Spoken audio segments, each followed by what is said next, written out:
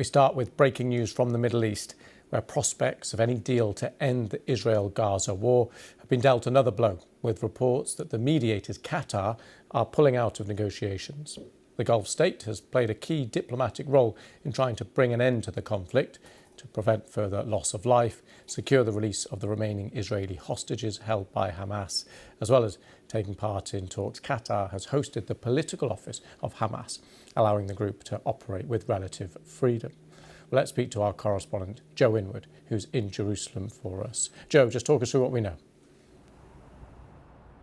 So we've had reports come through in the last hour or so that have come from the Reuters and AFP news agencies, quoting a Qatari diplomatic source saying that they are no longer participating, they're no longer taking part, as you were saying, as a key mediator in these peace talks between Hamas and Israel. They also had strong words for both sides, essentially implying that neither were negotiating, neither were operating in good faith. And as a follow-on to that, they said that therefore the Hamas political office, which has been based in Qatar since 2012, no longer serves any purpose. They didn't elaborate on that. But this follows also reports we had earlier in the day coming from Washington that a senior official there, also quoted by news agencies, saying that they no longer thought it was acceptable for Hamas to have its office based in Qatar as long as they were refusing to take part in negotiations, which reportedly they turned down the deal that was put to them in October. So we've had a number of developments today, all of which paint a fairly bleak picture from any prospects of some sort of negotiated deal. Yeah, so just talk us through what this now means for any potential talks in the future. What are the mechanisms? How could this work? Well, I mean, it's worth saying that these talks have basically been going nowhere as far as we can tell for months. There were reports of something on the table earlier in the year, a deal that was agreed by the Americans and by Hamas, which was reportedly turned down by Prime Minister Benjamin Netanyahu of Israel, and then also reports that they weren't getting any progress in October. We had some suggestion they were going to be restarting, but really they haven't been making any substantial progress as far as anyone can tell for months and months now. And obviously this development makes it even more difficult. We of course do still have the Egyptians. They talk to both sides, and the Americans have been pushing for some sort of improvement in the humanitarian situation in Gaza and for a deal. And it was thought that the attempt to get Hamas kicked out of Doha was part of that negotiating strategy, potentially. But it doesn't seem that anyone is really viewing this as a peace process which is going to be making any progress at this point. However, it is worth pointing out as a kind of slight contrary point to that, that there are some reports that have been coming through that incoming President Trump has said that he wants Benjamin Netanyahu to have the war in Gaza over by the time he comes to power in January the 20th. So there could be a glimmer of hope there, although as ever with Donald Trump, we should caveat things by saying we really don't know what he's going to do. Okay, Joe, thank you very much for that. Well, let's speak now to Middle East Security and Senior Associate Fellow at the Royal United Services Institute for Defence and Security Studies, a think tank, Dr. Hisham Helia. Thank you for coming on the programme. Thank you. What do you make of this moment? How significant is it? So this moment has been coming for quite some time, I think. I think that once you looked at how the Americans had, quote unquote, withdrawn their support for Hamas having an office in Doha, and keeping in mind, Doha had that office because of engagements from the United States. Once they withdrew that, and they clearly withdrew that over the last year, it was inevitable that at some point, Hamas was going to have to look for a new home in terms of the political leadership that lived in Doha.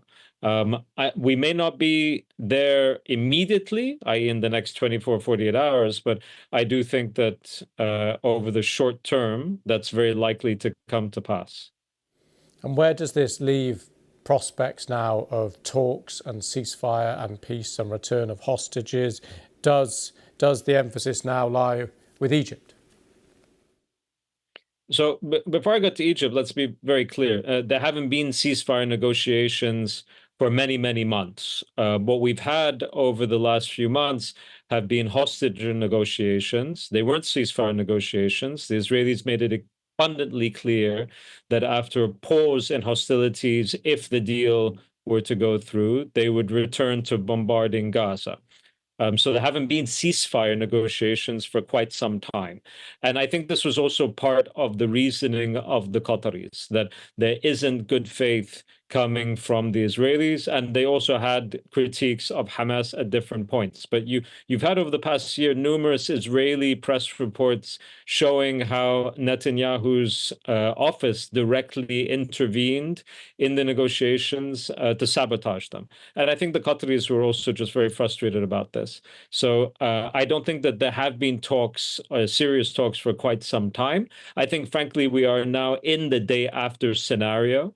And I think this is also something that the Qataris realize, that there is no prospect of the Israelis removing their armed forces from Gaza, that Gaza will be more or less partitioned into different zones, and there'll be more than one zone where Palestinians are not allowed to return. And I don't think they want to be a part of that exercise in any way. There will be others that perhaps will be able to talk to, quote unquote, both sides in this situation. It's long been the case that the Egyptians have been able to talk to all of the parties with regards to the Israeli-Palestinian issue. So I'm sure they will continue in that regard. And also when it comes to the Qataris, they will maintain those contacts. But it's a question of whether or not there'll be an office in Doha, and there isn't an office in Cairo either. Okay. But those contacts, I think, will remain, and there'll be others that will be looking to mediate as well. Okay, thank you very much for your thoughts and analysis on the situation. Thank you very much. We'll get plenty more context and opinions in the hours ahead.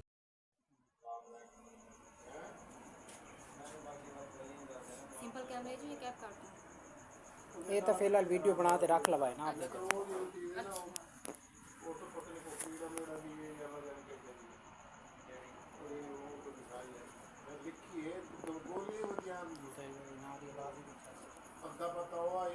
चलो वैसे RG भी है तो क्या और शायद भी बनाते पे चैट कर लो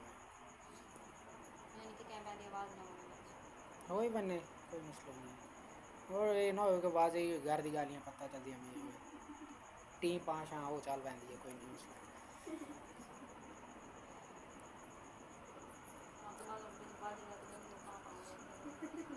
नहीं वैसे भी है शोर होवे पे जिवें आप गल करन में कोई एतराज क्या नहीं ए नाल ना ਤੁਹਾਡੇ एक ओरिजिनल वीडियो है वैसे